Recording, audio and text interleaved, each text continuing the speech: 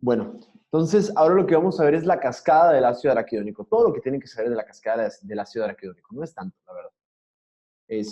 Para empezar, sabemos que, ya vimos que un efecto de la inflamación de liberación de citocina salud de TNF-alfa, interleucina 1, era número 1, la diapédesis.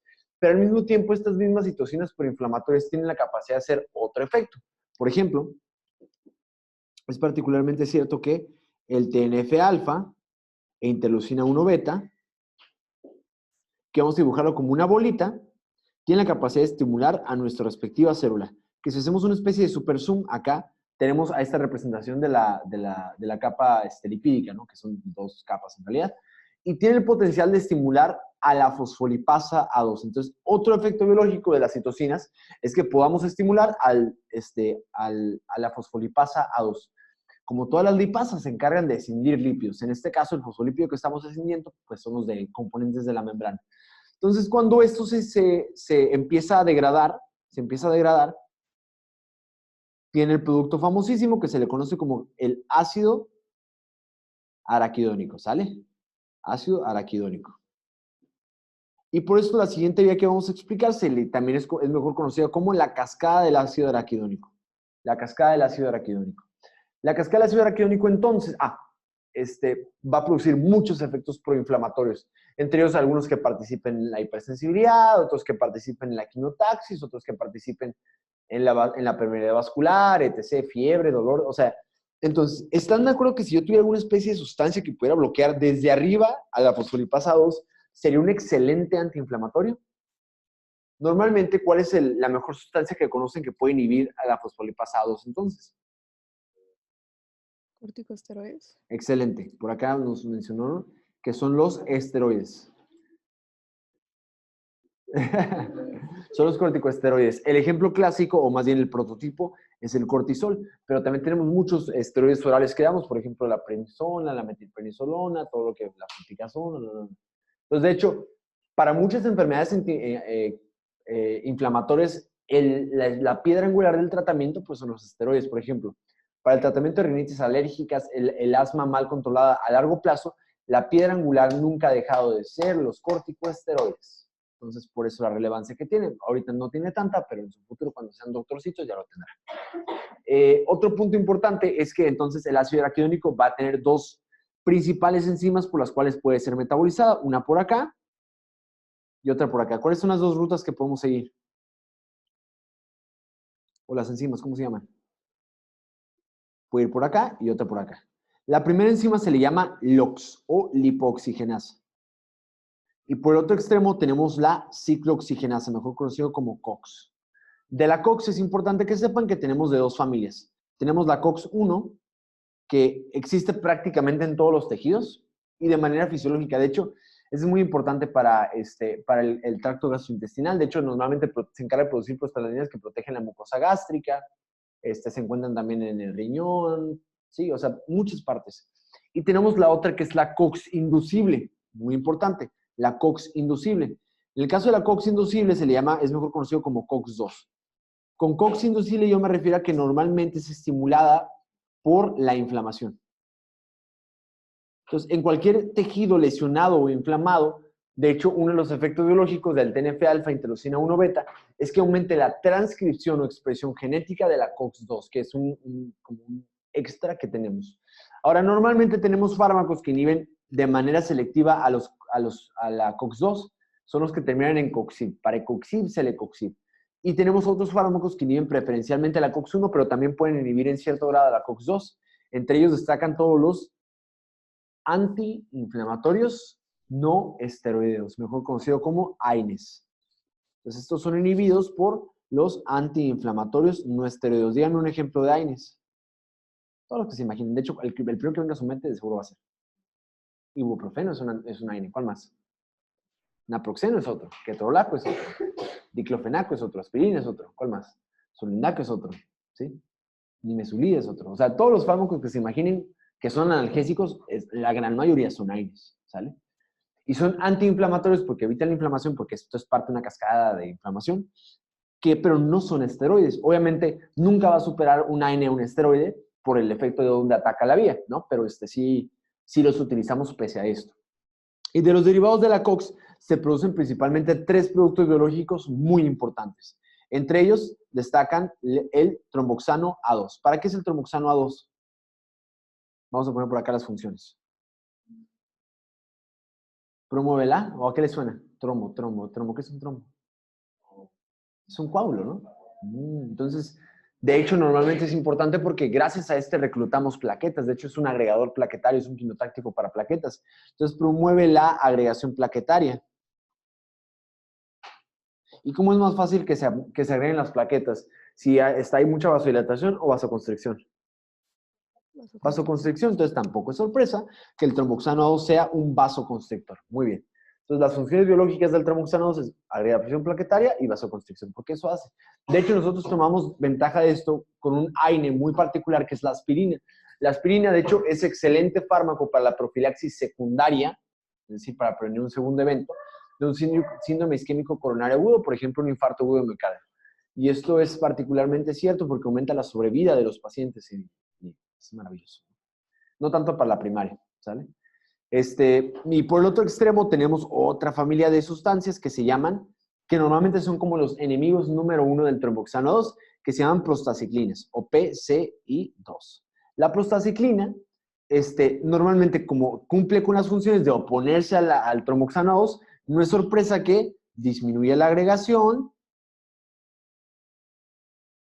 y que provoque una vasodilatación. Y tanta. Hasta ahí todo claro. El tromboxano, ¿qué es lo que dice? Vasoconstricción y agregación plaquetaria.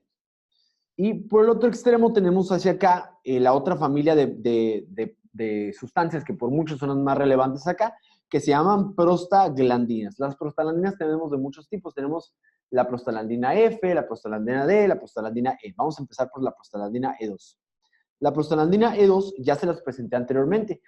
Es particularmente para la estimulación de la vía espinotalámica del dolor y en el núcleo posterior del hipotálamo, que es para la fiebre, ¿no? Entonces, vamos a poner por acá que participa en la fiebre, ¿sí? En la fiebre, así como el dolor. Pero también tiene otras funciones pues, fisiológicas, vaya. Entre ellas está, gracias a que las células de la mácula densa y las células y las células mesangiales tienen la capacidad de liberar esta para iniciar la estimulación de las células yuxtaglomerulares para que liberemos renina. O sea, que normalmente es una sustancia normal para la iniciación del eje renina-angiotensina-aldosterona. O sea que normalmente nos favorece la función renal del control de la presión a largo plazo. Entonces tampoco es sorpresa que los AINES sean nefrotóxicos. Claro, tiene sentido. Por lo mismo, un paciente con falla, que ya tiene falla renal crónica, no se lo damos y preferimos el paracetamol como analgésico por el miedo de que esto progrese a pues, estadios avanzados y que necesite diálisis, necesite trasplante, porque ya a partir de ahí ya no hay vuelta atrás. Otra función que tiene es que también lo necesitamos en las células caliciformes de la mucosa gástrica. Normalmente se encarga de protegernos, de hecho, de la acidez. Entonces, análogos de estos son, entonces, por ejemplo, en las caliciformes para producir moco alcalino. Bueno, voy a poner protección gástrica. Protección gástrica. Solamente, y hay otro que se llama prostaglandina F2. La prostaglandina F2 es particularmente importante para el adelgazamiento y borramiento del cérvix. Borramiento significa que inicia la dilatación. No inicia las contracciones uterinas, pero sí hace que el cérvix madure para prepararnos para un parto subsecuente. De hecho, no es sorpresa que un fármaco para la protección gástrica, como lo es el misoprostol, tenga como efecto secundario inducir ¿cómo se llama?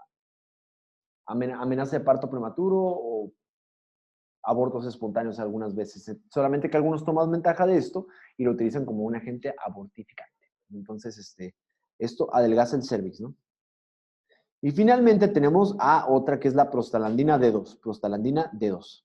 La prostaglandina D2, a diferencia de todo esto, no tiene una función fisiológica particularmente para eso, sino que más bien es predominantemente inmunológica. De hecho, al igual que la interleucina 8, el leucotino B4, es un agente, ¿cómo se llama? Quimiotáctico.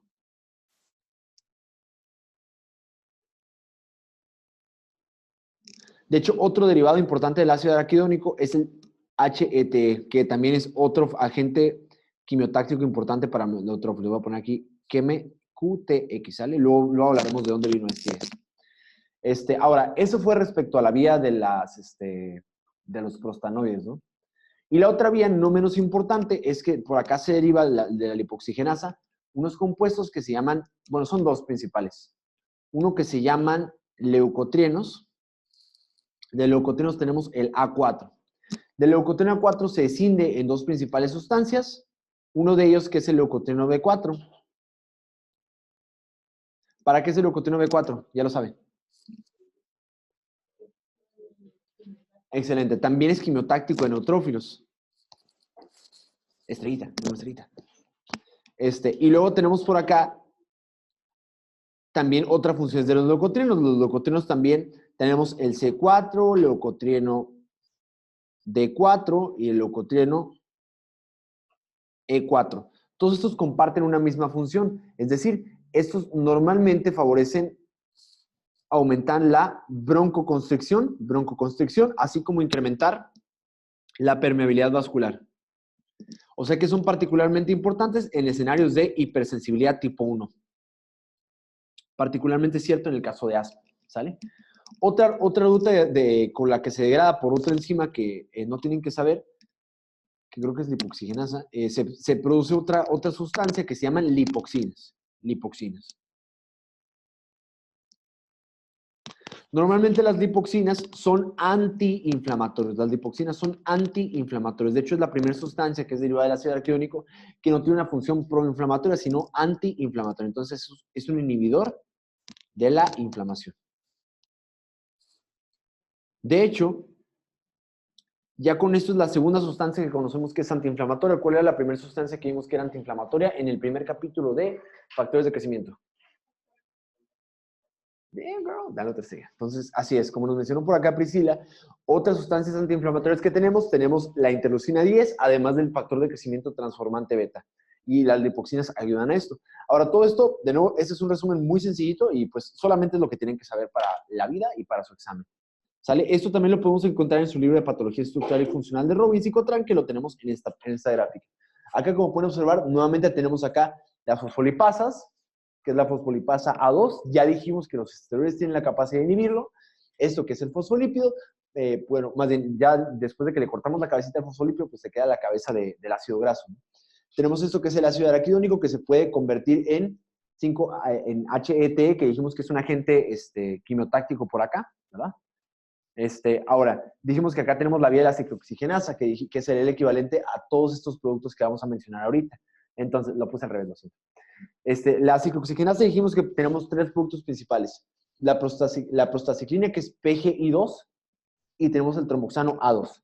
Ya dijimos que el tromboxano A2 es un vasoconstrictor, agregación plaquetaria. La prostaciclina se opone a eso, es decir, vasodilata y inhibe la agregación plaquetaria. Y por acá tenemos la prostaglandina D2 y la E2. Ya les dije los efectos particulares importantes que tienen que saber. Acá son vasodilatadores, incrementan la permeabilidad vascular, ¿sí? Porque eso hacen, ¿no? Ya le habíamos mencionado anteriormente cómo participaba en el rubor y todo esto. Ya saben otras funciones extras que tienen a nivel fisiológico, ¿no? Respecto al gastro y también respecto al útero. Y también habíamos comentado por acá que tenemos el 5-HET, que es un derivado similar a que ambos tienen la función de ser quimiotácticos para neutrófilos. Además tenemos el leucotrieno A4, estamos en esta parte, ¿no? Dijimos el leucotrieno A4, de acá se pueden escindir dos. El leucotrieno B4, que es quimiotáctico para polímeros nucleares, y los C, D y E4, que son estos que están por acá. Y aquí está, nuevamente, el A4 puede producir el B4, que es quimioatrayente. Luego tenemos por acá el CD y E4, que todos son para el incremento del broncoespasmo y el incremento de la permeabilidad vascular, que son particularmente importantes en el asma. Y finalmente tenemos acá la 5, así se llama lipoxigenasa, que produce lipoxinas, que son inhibidores de la inflamación junto con interleucina 10 y factor de crecimiento transformante beta. Muy bien, niños, esto es todo lo que tienen que saber de cascada del ácido araquidónico.